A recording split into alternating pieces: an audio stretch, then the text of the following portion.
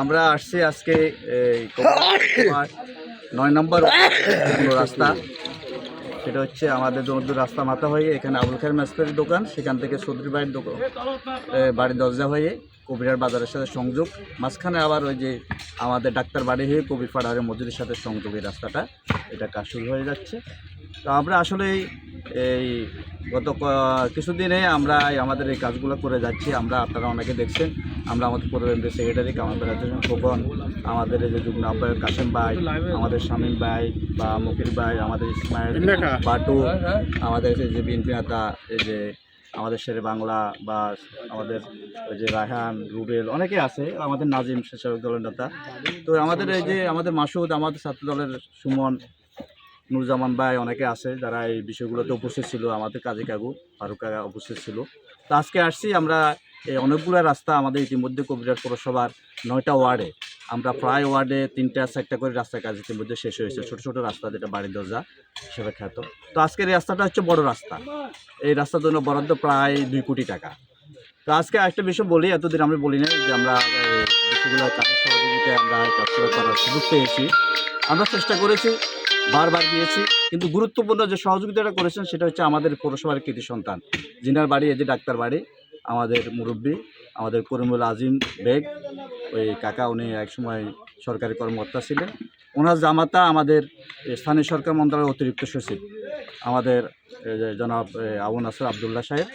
মূলত ওনারা এই কাজগুলা বরাদ্দ আনার পিছনে গুরুত্বপূর্ণ সহযোগিতা করেছেন, আমাকে খুব আন্তরিকভাবে সহযোগিতা করেছেন, যেটা আসলে অঞ্চলের মানুষের জন্য হয়তো অনেক ওনাদেরকে কেউ কাজে রাখাতে পারেনি, আমরা গিয়েছি। আর আমাদের এই কাজে ফারুক কাকা, ওনার আত্মীয়, উনি আমার সাথে বারবার গিয়েছেন, এই কাজগুলোর বিষয়ে বরাদ্দের বিষয়ে গিয়েছেন, ওনারা সহযোগিতা করছে। আজকে আনুষ্ঠানিকভাবে এতদিন বলিনি, আজকে আনুষ্ঠানিকভাবে আমরা ওনাদের কাছে কৃতজ্ঞতা প্রকাশ করি এই অঞ্চলের কবিরাট পৌরসভার উন্নয়নে গুরুত্বপূর্ণ ভূমিকা রাখার জন্য। তা আমরা বলবো যে আমরা এই গত 5 আগস্টের পর থেকে আমরা এই কাজগুলো করে যাচ্ছি বিভিন্ন ওয়ার্ডে। আমাদের ইচ্ছা আছে, আমাদের চেষ্টা আছে, এই কবিরাট পৌরসভার প্রত্যেকটা বাড়ির দরজা ফাঁকা করা আমাদের ইচ্ছা আছে। কবিরাট পৌরসভার 9টা ওয়ার্ডের মধ্যে যে কয়টি কাঁচা রাস্তা আছে সব কয়টি কাঁচা রাস্তা যেন পাকা করা যায়, এবং যে কয়টি পাকা রাস্তা ভঙ্গুর অবস্থায় আছে সেই রাস্তাগুলো যেন মেরামত করা যায়, এই চেষ্টা আমাদের আছে, আমরা চালিয়ে যাচ্ছি। আমরা আশা করি জনগণ যদি আমাদের পাশে থাকে, এই এলাকার মানুষ যদি আমাদেরকে সহযোগিতা করে, আমাদের এই কাজের যদি মূল্যায়ন তারা করে, তাহলে আমরা আমাদের বাকি কাজগুলো করতে সক্ষম হব, উৎসাহিত হব।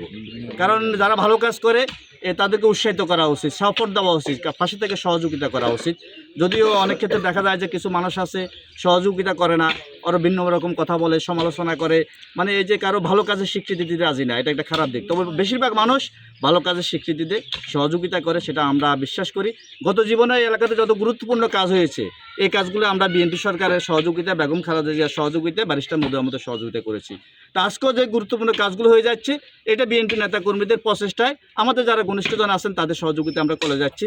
যেহেতু আমাদের সরকার ক্ষমতায় আসছে, আমরা আশা করি আগামী দিনে যদি এলাকার মানুষ আমাদের পাশে থাকে, আমরা এলাকাতে আরও উন্নয়নের আরও গুরুত্বপূর্ণ ভূমিকা আমরা দেখাতে পারবো, দৃশ্যমান করতে পারবো এলাকার মানুষের কাছে। এলাকার মানুষের কাছে আমরা বলবো, এলাকার ভোটারদের কাছে আমরা বলবো, এলাকার সাধারণ নাগরিকের কাছে আমরা বলবো, আপনারা ভোট দিবেন অথবা মানুষকে সহযোগিতা করবেন অথবা দল করবেন কী কারণে? এলাকার উন্নয়নের জন্য, আপনার বেকার যুবকের চাকরির জন্য, অথবা এলাকার শান্তি প্রতিষ্ঠা করার জন্য, ন্যায় বিচার প্রতিষ্ঠা করার জন্য। এলাকার মানুষের যে প্রত্যাশা, বিএনপির নেতা কর্মী হিসেবে আমাদের প্রত্যাশা কিন্তু তাই, আমরা এলাকার মানুষের প্রত্যাশাকে পূরণ করতে চাই।